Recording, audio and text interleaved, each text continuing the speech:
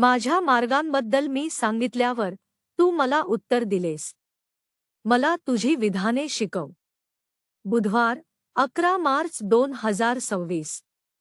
आज सकाळच्या ध्यानासाठी मी यशायाह ग्रंथ अध्याय 56 पद 5 निवडले आहे. मी माझ्या घरात आणि माझ्या भिंतींमध्ये त्यांना स्मारक आणि नाव देईन. ते मुलांपेक्षा आणि मुलींपेक्षा चांगले. मी त्यांना अमर नाव देईन जे कधीच नष्ट होणार नाही. शुभ प्रभात मित्रांनो. प्रभू नेहमीच दुर्बल आणि असहाय्य लोकांबद्दल काळजी घेतो. चला या पदावर ध्यान करूया. आज सकाळच्या ध्यानाचे विषय आहे भिंतींमध्ये.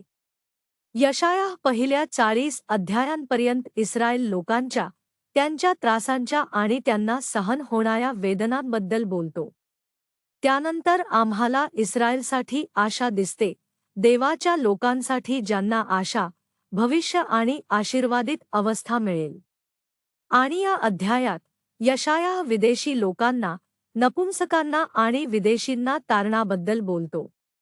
येथे तो म्हणतो, जे त्याच्या सवयी जपतात आणि देवाला आवडणाऱ्या गोष्टी निवडतात आणि करार घट्ट धरतात, त्यांना अगदी नपुंसक असले तरी जे समुदायाबाहेर ठेवले जात असत प्रभू स्वीकारण्याचे, भिंतींमध्ये आणण्याचे आणि मुलींपेक्षा चांगले नाव देण्याचे आश्वासन देतो. म्हणून येथे आपण समजून घ्यायचे आहे की ते स्वतः देवाने समुदायात आमंत्रित केले आहेत, त्यांच्या स्वरूपामुळे नव्हे, तर प्रभू, शब्बात आणि देवाला आवडणाऱ्या मार्गाने जगण्यामुळे. मित्रांनो, आपण समजून घ्यायचे आहे की आपल्या अक्षमतेच्या किंवा दुर्बलतेच्या समुदायाचा भाग नसलेल्या, तथाकथित सामान्य समुदायाचा भाग नसलेल्या प्रभू कोणालाही, जसा तो आहे तसा, स्वतःच्या कळेत स्वीकारतो.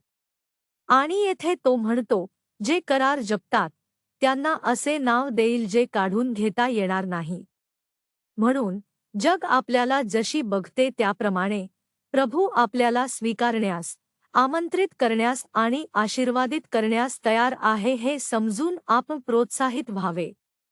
प्रार्थना. कृपाळू देवा, आमच्या स्वर्गीय पित्या, आम्ही तुझे धन्यवाद मानतो, प्रभू, दुर्बल आणि कमकुवतांना आमंत्रित, स्वागत केलेले आणि हवे असलेले वाटण्यासाठी. धन्यवाद प्रभू. ख्रिस्ताच्या नावाने आम्ही प्रार्थना करतो. आमेन.